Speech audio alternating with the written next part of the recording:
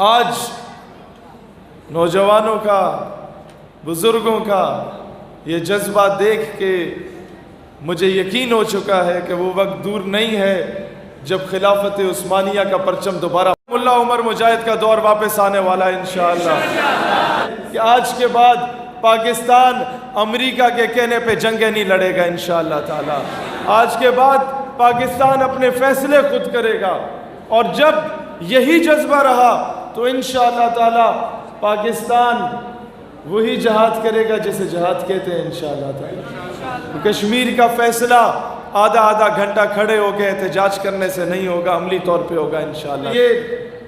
یہاں میں نے وہ پرچم دیکھا کلمے والا، اور مجھے یاد آ گیا وہ افغانستان کا دور۔ میں انہی کو، ان غازیوں کو میں یہ بات بتانا اس لیے ضروری سمجھتا ہوں کہ آج تک ہمیں یہ کہا گیا کہ پیسے نہیں ہیں، ہم غریب ہیں، ہم منگتے ہیں، ہم FATF کی زد میں ہیں، ہم IMF کی زد میں ہیں، ہم ورلڈ بینک کی زد میں ہیں، ہم کس طریقے سے امریکہ کو آنکھیں دکھائیں گے۔ غریب ملک ہیں، وہ پشتوں کی ایک مثال ہے، غریب کو پیدا شوے کو بغیرات اچھا کرے، کہ غریب ہونے میں اور بغیرت ہونے میں بڑا فرق ہے بھائی جان۔ غریب ملا عمر مجاہد بھی تھا، غریب افغان طالبان بھی تھا، اس کے پاس ہتھیار نہیں تھا، اس کے پاس یہ سوٹیاں تھیں، لیکن وقت کی سپر پاور کو جب اس دور میں کراچی کی سڑکوں پہ داڑھی سے گھسیٹا جا رہا تھا ملا عبدالغنی برادر کو، آج وہ مذاکرات کے میز پہ گھسیٹنے پہ مجبور کر دیا گیا امریکہ کو۔ وہاں مجھے قلندر لاہوری کی اس شعر کی تشریح سمجھ آتی ہے کہ اللہ کو پامردی مومن پہ بھروسہ، ابلیس کو یورپ کی مشینوں کا سہارا، کافر ہے تو کرتا ہے شمشیر پہ بھروسہ، مومن ہے تو بے تیغ بھی لڑتا ہے سپاہی۔ انہی مجاہدین کی نظر کہ ہم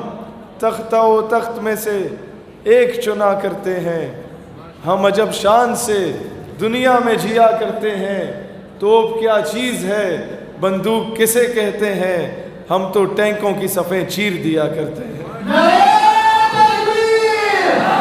اور اسی وقت سے ملتا ہے شہادت کا سبق جب اپنی ماں کی گود سے دودھ پیا کرتے ہیں۔ دوستان ذی وقار، ہمارا پچھلے 20 سالوں سے مشرف کے دور کے بعد سے رویہ معذرت خواہانہ رہا ہے۔ ہم لوگوں نے جب تک دلیری سے مقابلہ کرنا نہیں سیکھا، یاد رکھنا یہ غلط کہتے ہیں تمہیں کہ اسلام یہ کہتا ہے ایک گال پہ کوئی تھپڑ مارے تو دوسری آگے کرو، نہیں، یہ میرا مذہب نہیں ہے۔ وہ تو کہتا ہے قرآن کا قانون ہے، خون کا بدلہ خون ہے، ہاں معاف کر دو تو بہتر۔ دوستان ذی وقار، جب تک یہ بزدلی، جب تک یہ بغیرتی، جب تک یہ معذرت خواہانہ رویہ ہماری ریاست اپناتی رہے گی، تب تک پاکستان کی بیٹیاں عافیہ صدیقی کی صورت میں اٹھا کے دشمن لے کے جاتا رہے گا، جب تک آپ کا یہ ریمنڈ ڈیوس کو باعزت بری کیا جائے گا، تب تک رات کی تاریکی میں نور خان ایئر بیس سے کرنل جوزف کو باعزت باہر بھگا دیا جائے گا۔ آج ضرورت اس امر کی ہے، ہم حکام بالا سے بھی کہتے ہیں کہ خدا کا خوف کرو، یہ قوم بجلی نہیں ہے نہ ملے، پانی نہیں ہے نہ ملے، گیس نہیں ہے نہ ملے، ہم گھاس کھانے کو تیار ہیں، لیکن امریکہ کا وہ جو ایڈ ہے اس پہ ہم لعنت بھیجتے ہیں، لعنت بھیجتے ہیں، لعنت بھیجتے ہیں، وہ ہمیں نہیں چاہیے۔ امریکہ کی ایڈ کی بنیاد پر میں ہمیشہ یہ کہتا ہوں کہ قوم کی بیٹی ڈاکٹر عافیہ صدیقی ہے، قوم کی بیٹی ملالہ یوسفزئی نہیں ہے۔